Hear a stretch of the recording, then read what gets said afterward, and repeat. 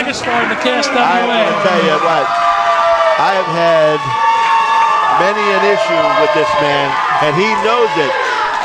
And he himself would not deny what him and I have had going for many, many years.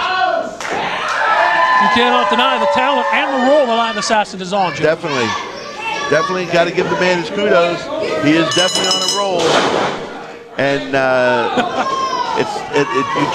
we talked earlier, and in our last episode, who has a target on their back, and the VIPs have brought it to the attention that I have a funny feeling that this man, the Latin Assassin, has He's walking around with a big target on his back.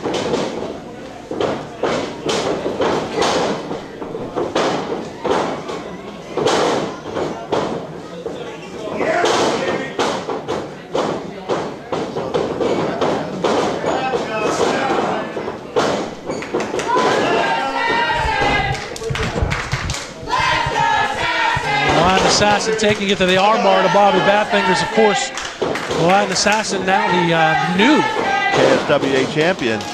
And I'm going to tell you, he told us all in so many ways, shape, or form that he was going to accomplish the task of knocking the VIPs down one peg. Well, I'll tell you what, he definitely knocked them down one peg. He's taking care of Lou Martin, winning the Joe Abbey tournament a few months ago. And now the target was on his back. The great I Quit match against Sean Blanchard and the Latin Assassin. Yes. Probably the KSWA heavyweight champion. And from what he told me briefly, he plans on defending that and holding for more time. Let me point out two things. Number one, non-title match, but again, much like in episode number 1, a non-title match can vault a competitor, including your Charge Raider, Bobby Badfingers, right up the top. Number 2, Frank Durso out there from the VIPs, looking at the Latin Assassin, who's thrown to the outside of the ring by Bobby Badfingers. Correct. But Bobby Badfingers, him and I had our own little discussion.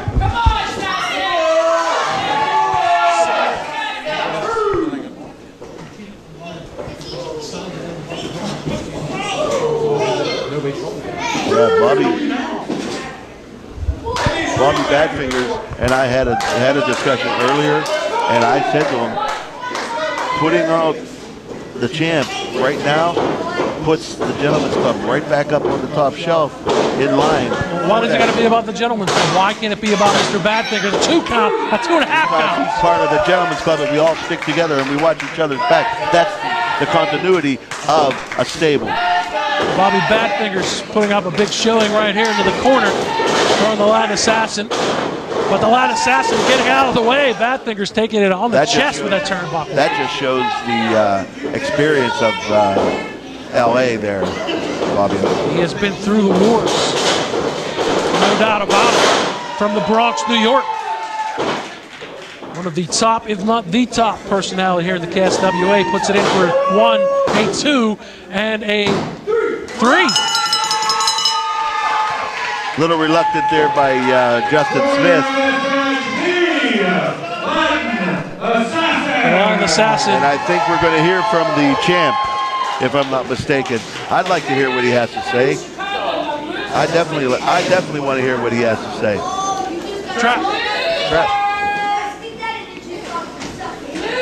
Trapper Tom making his way to ringside. A couple words from the KSWA heavyweight champion. Words with you, Latin Assassin.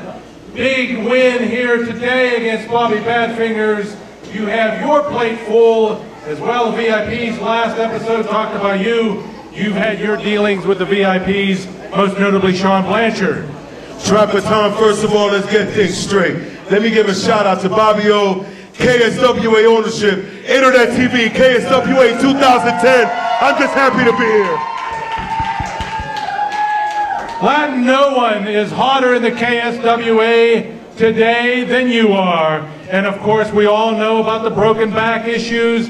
No one has deserved it more than you. Well, nobody exposes my broken back like the VIPs, right? We got to get that straight.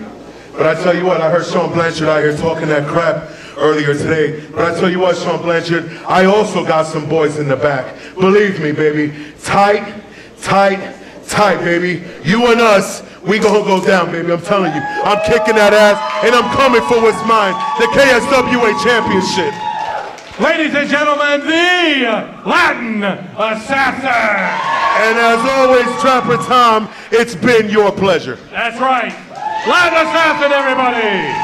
Thrilling the crowd here at the KSW Internet Television. Shout out to myself from the Latin Assassin. Class act all the way, Joe. You can learn a few things. You forget, though, when the Latin was on the other side of the fence. I've been in the ring in many aspects, Joe, on both sides of the fence. On your side, against you.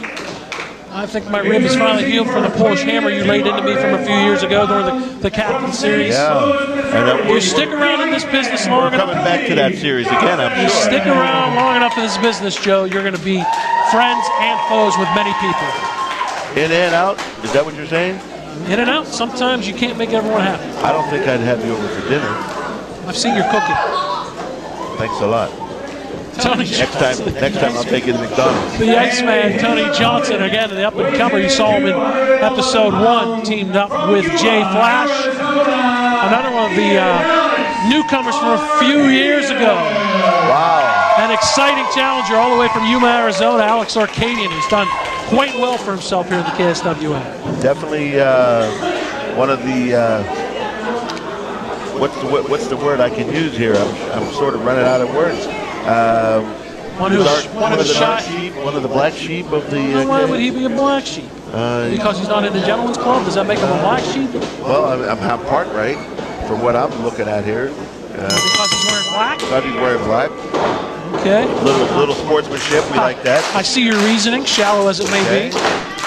But these two exciting competitors going at it. The Iceman, Tony Johnson from St. Louis, Missouri. And Alex Arcadian all the way from Yuma, Arizona. I heard he was born under the arch.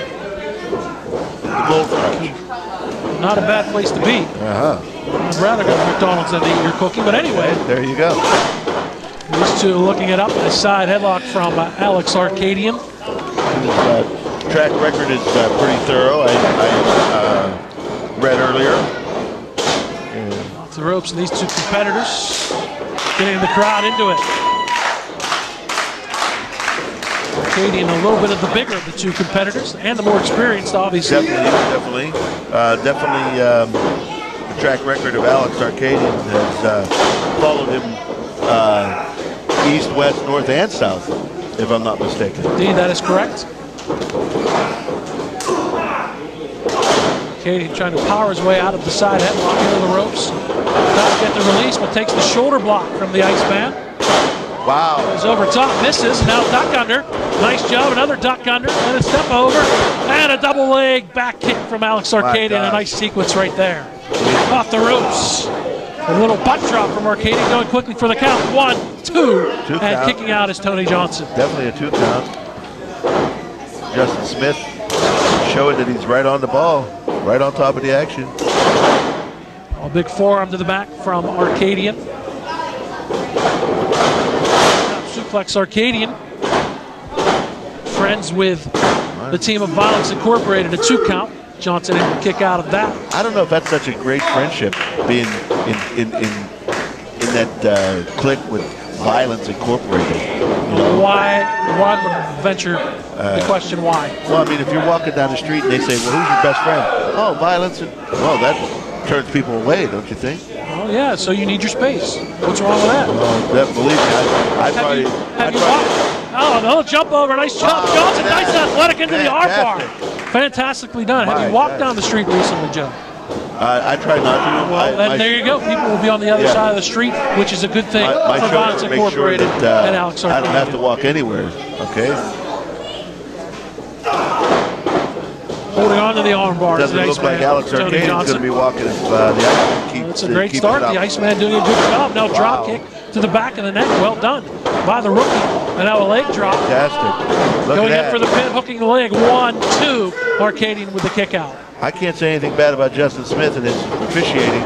I mean, he was Johnny on the spot on those 2.